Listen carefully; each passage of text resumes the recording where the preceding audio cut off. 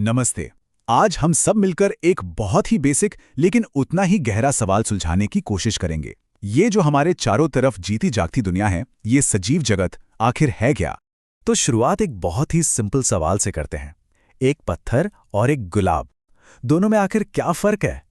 हैं तो दोनों ही धरती का हिस्सा है ना, पर एक बेजान है और दूसरे में जिंदगी है। सुनने में यह सवाल बहुत सीधा लगता है, पर यकीन मानिए, यही सवाल हमें जिंदगी के सबसे बड़े राज की तरफ ले जाता है। अच्छा, तो इस राज को परत दर परत खोलने के लिए हमारा आज का सफर इन 5 हिस्सों में बटा है। सबसे पहले समझेंगे कि जीवन या लाइफ कहते किसे हैं। फिर देखेंगे कि ये जिंदगी छोटे छोटे हिस्सों से जुड़कर कैसे एक बड़ा रूप लेती है। उसके बाद हम जानेंगे कि ये सब जीव जंतु एक दूसरे से कैसे जुड़े हैं। और फिर बात होगी इस धरती पर मौजूद करोड़ों तरह की प्रजातियों की। और हाँ, आखिर में हम ये भी देखेंगे कि इस पूरी कहानी में हम यानी इंसान कहाँ फिट होते हैं। तो चलिए चलते हैं अपने पहले पड़ाव पर और कोशिश करते हैं उस बुनियादी फर्क को समझने की जो एक गुलाब को पत्थर से अलग बनाता है। आखिर ये जीवन है क्या चीज? तो देखिए, बायोलॉजी के हिसाब से किसी भी चीज को जिंदा कहने के लिए उसमें कुछ खास बातें होनी चाहिए। जैसे कि वो बढ़ता हो, मतलब ग्रोथ, वो अपनी नस्ल आगे बढ़ा सकता हो यानी रिप्रोडक्शन, वो खाने पीने को एनर्जी में बदल सके जिसे मेटाबॉलिज्म कहते हैं, और आसपास के माहौल पर जैसे धूप या छूने पर कोई रिएक्शन दे। अब सोचिए, एक पत्थर, वो इनमें से कुछ भी नहीं करता, लेकिन एक गुलाब, वो ये सब करता है। और बस यही वो चिंगारी है जो सजीव और निर्जीव को अलग करती है। ठीक है, तो जीवन की परिभाषा तो समझ आ गई, पर सवाल ये है कि ये जीवन बनता कैसे है। चलिए अब एक लेवल और ऊपर चलते हैं और देखते हैं कि जिंदगी खुद को कैसे ऑर्गेनाइज करती है।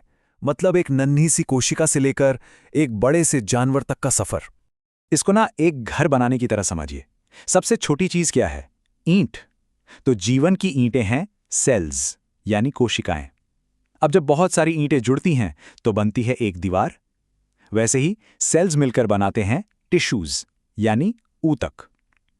कई दीवारें मिलकर एक कमरा बनाती हैं और टिश्यूज मिलकर बनाते हैं ऑर्गन्स यानी हमारे अंग, जैसे दिल या दिमाग।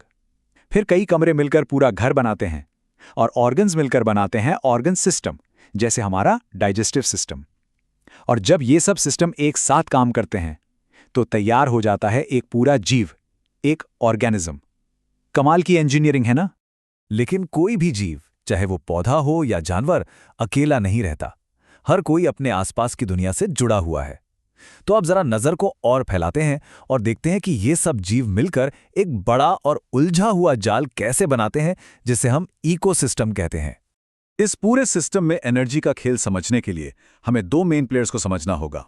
पहले हैं प्रोड्यूसर्स यानी उत्पादक, जैसे पेड़ पौधे जो सूरज की रोशनी से अपना खाना खुद बना लेते हैं।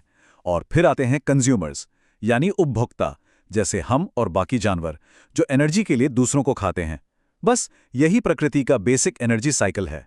और हाँ, ये रिश्ते सिर्फ खाने खिलाने तक ही सीमित नहीं हैं। यहाँ शिकार भी है, जहाँ एक शिकारी होता है और एक शिकार। यहाँ सहजीवन भी है। जरा एक फूल और मधुमक्खी के बारे में सोचिए, दोनों एक दूसरे के बिना अधूरे हैं। और फिर यहाँ कंपटीशन भी है, खाने, पानी और रहने की जगह के लिए एक दूसरे से होड़। इन्हीं सब रिश्तों से प्रकृति का पूरा ताना बाना बुना हुआ है। और जब ये सारे जीव और उनके ये कॉम्प्लिकेटेड रिश्ते लाखों करोड़ों सालों तक चलते रहते हैं तो नतीजा होता है जिंदगी का एक शानदार और रंग बिरंगा मेला। तो आइए अब धरती की इसी बायोडायवर्सिटी यानी जैव विविधता पर एक नजर डालते हैं।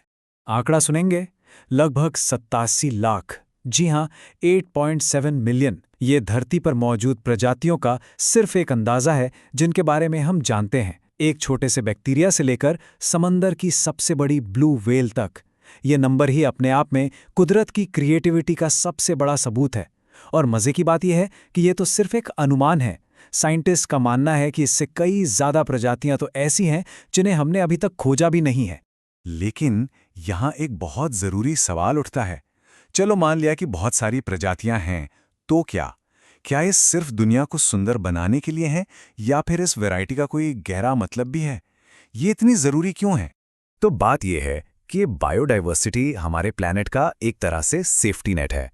जितनी ज्यादा वैरायटी होगी, उतना ही हमारा इकोसिस्टम किसी भी मुश्किल से लड़ने और उभरने में मजबूत होगा। यही हमें खाना, दवाइयाँ और ना जाने क्या क्या देती है। यही हमारे क्लाइमेट को कंट्रोल में रखने में मदद करती है। और साइंटिस्ट के लिए तो ये खोज का एक न खत्म होने वाला खजाना है। मतलब हर एक प्रजाति, चाहे वो कितनी ही छोटी क्यों ना हो, अपना एक जरूरी रोल निभा रही है। और अब हम आते हैं इस कहानी के सबसे अहम मोड़ पर। इस इतनी बड़ी, इतनी उलझी हुई और इतनी खूबसूरत जीती जागती दुनिया में हम इंसानों का क्या रोल है, हमारा क्या स्थान है? लेकिन अफसोस की बात यह है कि हमारी गतिविधियों, हमारे कामों का इस खूबसूरत दुनिया पर बहुत गहरा असर पड़ा है। जब जंगल कटते हैं तो अनगिनत जीवों का घर छिन जाता है। जब प्रदूषण बढ़ता है तो हवा और पानी में जहर घुलता है, और इसका सीधा असर पूरे इकोसिस्टम के बैलेंस पर पड़ता है। और क्लाइमेट चेंज की वजह से तो कितनी ही प्रजातियां आज खत्म होने की कगार पर आ खड़ी हुई हैं। और यही इस पूरी बातचीत का निचोड़ है कि एक छोटे से सेल से लेकर हम इंसानों तक, एक जंगल से लेकर एक महासागर तक, सब कुछ, हर एक चीज एक दूसरे से जुड़ी हुई है। इस पूरे लिविंग सिस्टम को एक नाम दिया गया है, बायोस्फीयर, यानी जीवमंडल। हम इससे अलग नहीं हैं, हम इसी का एक हिस्सा हैं। तो आखिर में ये पूरी बातचीत हमें एक सवाल पे लाके छोड़ देती है। जिंदगी की ये कहानी, ये कोई आज की नहीं है, ये अरबों सालों से लिखी जा रही है। इस इतनी बड़ी कहानी में हमारा चैप्टर, यानी इंसानों का अध्याय, किस चीज के लिए याद किया जाएगा? ये एक ऐसा सवाल है जिसका जवाब हम सबको मिलकर सोचना होगा।